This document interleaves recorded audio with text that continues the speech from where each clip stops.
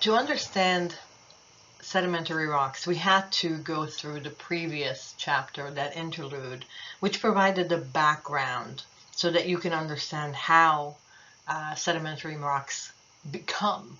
What is the origin of sedimentary rock?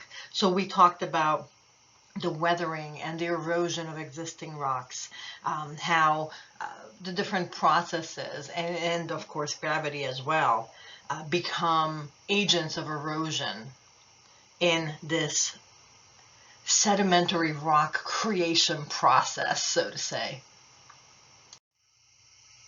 Most of the Earth consists of igneous and metamorphic rocks, right? The solid Earth, of course, the crust of the planet. And about 90 to 95% of the outer, about 10 miles, 16 kilometers or so of the crust is primarily made up of these type of rocks, so igneous and metamorphic rock. But when we're talking about the Earth's surface, that will mostly consist of either sediment or sedimentary rock. So about 75% of the Earth's surface is going to be covered by sediments and sedimentary rocks. Depending on where you are, it can be a little bit more, a little bit less. But this is why we are going to spend quite some time on sedimentary rocks. So even though they make up this very small percentage of the Earth's crust, they're really concentrated near the surface, right? And at the surface of the planet, kind of almost like an interface between that lithosphere, the geosphere, the hydrosphere, the atmosphere, and the biosphere. So because of that, they are definitely in a unique position to contain evidence of all kind of past life, flora and fauna that grew on it and in it will be more preserved. We can see the impact of different past conditions, climate conditions, and events that happened in the surface. Based on their composition, their texture, the different structures that you might have, and of course the fossils in these sedimentary rocks, we can put together, decipher the clues that tell us a little bit more about the past climates and the ecosystems and the ocean environments that existed at the time. They can give us a little bit more information about ancient land masses. Remember what Wegener was looking at. He was looking at the flora and fauna, that evidence about mountains. All of these things helped him determine what existed. And where was he looking at it? He was looking at sedimentary rocks. Basically, sedimentary rocks can give us some basic information that we need to reconstruct our planet's history. When we look at these sedimentary rocks and we find evidence of life, fossils in them, they give us information, as I said in the previous slide, about what environment they existed in, they lived, and they died in. That can give us specific information about the climate of that region at the time when it formed. And then between figuring out when they lived and where they lived, we can understand the Earth so much better.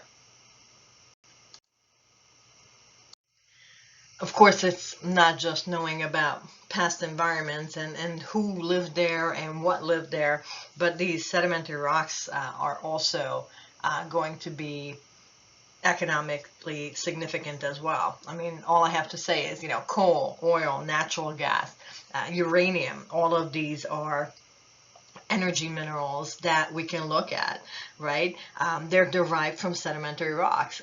Not just them, but a lot of our metals, the major sources of iron, aluminum, phosphate fertilizer, as well as so many other materials are all part of the sedimentary layer. Sediments and sedimentary rocks are the primary reservoirs for groundwater as well. That's another important resource that we have. So understanding this particular group of rocks and how they formed can tell us so much about where we can find some of the materials, some of the supplies that we need, right?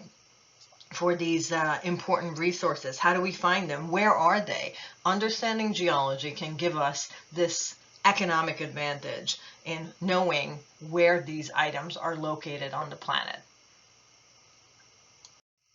Just a little bit of a recap for the next couple of slides that give you some background info, stuff that we covered in the last chapter, right? Sedimentary rocks are the products of physical, mechanical, and chemical weathering.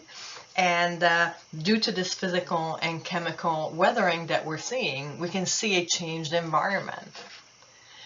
When you have a large mountain that is exposed to the natural environment, it's going to be impacted by wind, that freeze-thaw cycle, obviously water, gravity, and all of these things will change the environment and the surface that we're going to see in the end.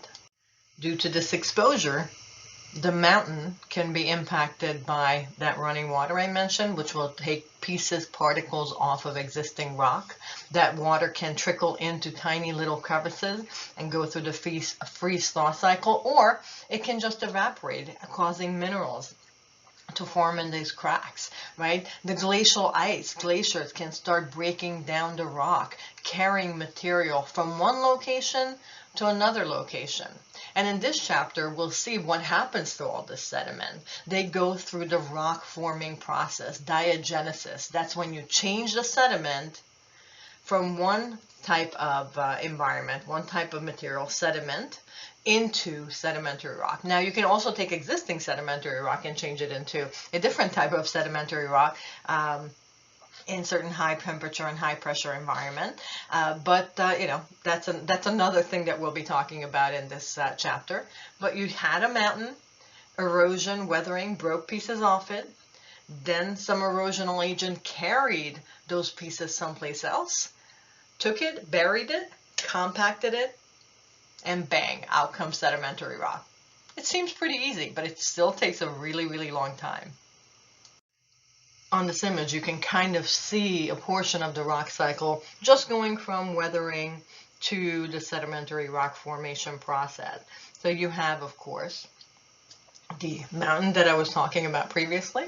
The mountain is impacted by, you know, the different agents, right? Rivers, water, glacier, all transporting the sediment after it was broken down through chemical and mechanical weathering processes that break down and disintegrate the rock itself. It is then carried down first by the glaciers, by the winds, by the rivers, and then deposited someplace else.